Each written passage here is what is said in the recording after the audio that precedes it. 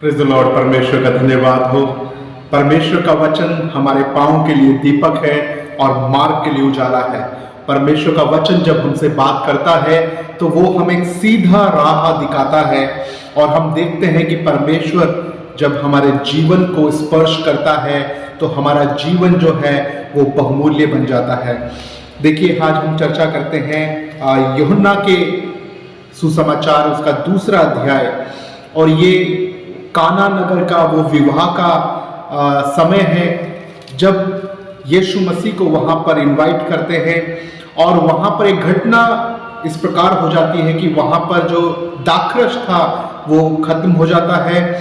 तो यीशु की माता को ये जिम्मेदारी दी गई वहाँ पे कि वो यीशु से जाकर कहे कि इस शादी में दाखरस का प्रबंध कर दे।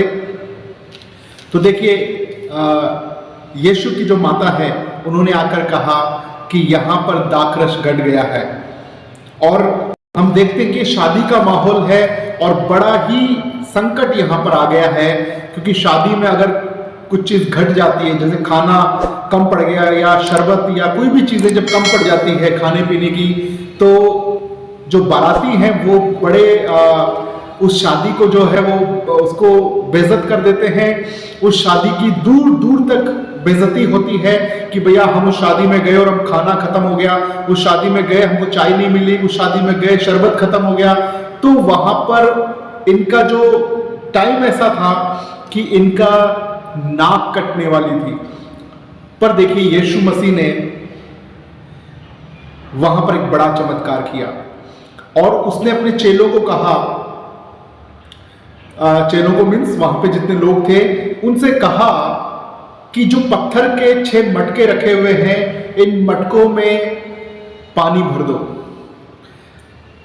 अब उन लोगों ने कोई भी उनसे सवाल नहीं पूछा कि पानी क्यों भरवा रहे हो, हमें दाखरस की आवश्यकता है, दाखरस खत्म हो गया है, आप पानी क्यों मटकों में भरवा रहे हो। और वह पानी भरना भी इतना आसान नहीं था कि नल खोला और पानी आ गया, नहीं, वहां पर भी दूर से कुएं से, और जो कुएं भी ऐसे होते थे जहां पे ऊंट से या घोड़े से पानी निकलवाया जाता था और बड़ी मेहनत का काम होता था।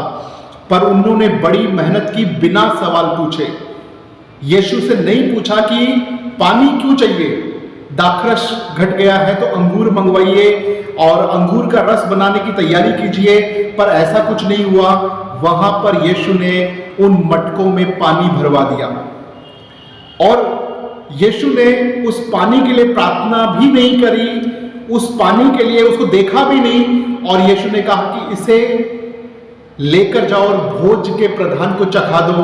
और भोज के प्रधान ने जब वो पानी चखा तो वो एक बहुत अच्छा दाखरस बन चुका था। इस वचन से हमें यह समझ में आता है, अगर परमेश्वर चाहे तो वो साधारण चीजों को भी बहुमूल्य बना सकता है। वो साधारण पानी को बहुमूल्य दाखरस बना सकता है। एक अच्छा दाखरस उसने सिर्फ पानी से बना दिया, अंगूर नहीं था उसमें, बिना अंगूर के अंगूर का रस बना दिया। ये कितना महान परमेश्वर है। वैसे ही परमेश्वर आपके साधारण जीवन को भी असाधारण जीवन बना सकता है, आपके कमजोर जीवन को भी बलवान बना सकता है। वो परमेश्वर असंभव को संभव कर सकता है। बस जो यीशु ने कहा वो आप करते जाइए। कोई सवाल मत पूछिए कि प्रभु ये कैसे होगा, वो कैसे होगा, मेरी लाइफ सेटल कैसे होगी, मुझे घर कैसे मिलेगा, मुझे गाड़ी कैसे मिलेगी। ये सब सवाल मत पूछो, बस जो उसने कहा है वो करो। और देखिए, जब आप परमेश्वर यीशु मसीह की बात मानेंगे तो वो साधारण सा दिखने वाला पानी भी दाखरस बन जाता है। वैसे आपका साधारण जीवन भी असाधारण जीवन बन जाएगा। हो सकता है कि आप बहुत ही कमजोरी से उठकर आए हैं, परमेश्वर ताकत से भर देगा। आप गरीबी से उठकर आएंगे, परमेश्वर आपको बहुत आशीषित कर देगा। आप बहुत निचली जगह से आए हैं, परमेश्वर बहुत ऊंची जगह पे आपको बिठा देगा। वो असंभव को संभव करता है। आमीन। यीशु मसीह असंभव को संभव करता है। वो साधारण चीजों को असाधारण करता है। अगर आज आप साधारण हैं, आज आप कमजोर हैं, आप बिल्कुल कुचले हुए हैं, तो परमेश्वर आपको बलवान कर सकता है, परमेश्वर आपको आशीष दे सकता है। अपना विश्वास उस पर रखिए और जो यीशु मसीह आपको कहता है उसे करते जाइए। ये वचन में यीशु मसीह का वचन है। इस वचन से, इस बाइबल में जब आप पढ़ोगे, उसे अपने दिल में आप स्वीकार करें और उस पर चलना शुरू करें, आपका जीवन असाधारण बनते चला जाएगा। Praise the Lord.